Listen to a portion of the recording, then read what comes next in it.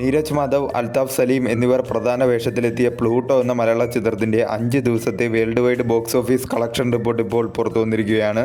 ചിത്രം 5 ദിവസം കൊണ്ട് വേൾഡ് വൈഡ് 1.05 കോടിയാണ് നേടിയത്. കേരളത്തിൽ നിന്നും 96 ലക്ഷം രൂപയും കർണാടകത്തിൽ നിന്നും 7,20,000 രൂപയും റെസ്റ്റ് ഓഫ് ഇന്ത്യയിൽ നിന്നും 2,10,000 രൂപയുമാണ് ചിത്രം 5 ദിവസം കൊണ്ട് വേൾഡ് വൈഡ് ബോക്സ് ഓഫീസിൽ നിന്നും നേടിയത്. ബിലോ ആവറേജിനും താഴെ നിൽക്കുന്ന ഒരു ബോക്സ് ഓഫീസ് റണ്ണാണ് ചിത്രം 5 ദിവസം കൊണ്ട് വേൾഡ് വൈഡ് ബോക്സ് ഓഫീസിൽ കാഴ്ചവെച്ചുകൊണ്ടിരിക്കുന്നത്. പരാജയ ചിത്രങ്ങളുടെ കൂട്ടത്തിലേക്ക് പോകുന്ന സ്ഥിതിയിലാണ് ചിത്രത്തിന്റെ ഓരോ ദിവസത്തെയും ബോക്സ് ഓഫീസ് കണക്കുകൾ സൂചിപ്പിക്കുന്നത്.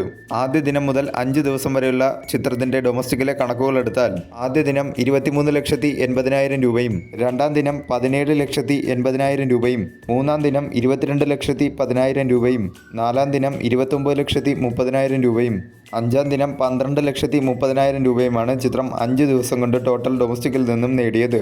ആദ്യ ദിനത്തെ കളക്ഷനേക്കാൾ 25% കുറവാണ് രണ്ടാം ദിവസത്തെ ചിത്രത്തിന്റെ കളക്ഷൻ. രണ്ടാം ദിവസത്തെ കളക്ഷനേക്കാൾ 24% കൂടുതലാണ് മൂന്നാം ദിവസത്തെ ചിത്രത്തിന്റെ കളക്ഷൻ. മൂന്നാം ദിവസത്തെ കളക്ഷനേക്കാൾ 32% കൂടുതലാണ് നാലാം ദിവസത്തെ ചിത്രത്തിന്റെ കളക്ഷൻ. നാലാം ദിവസത്തെ കളക്ഷനേക്കാൾ 58% കുറവാണ് അഞ്ചാം ദിവസത്തെ ചിത്രത്തിന്റെ കളക്ഷൻ.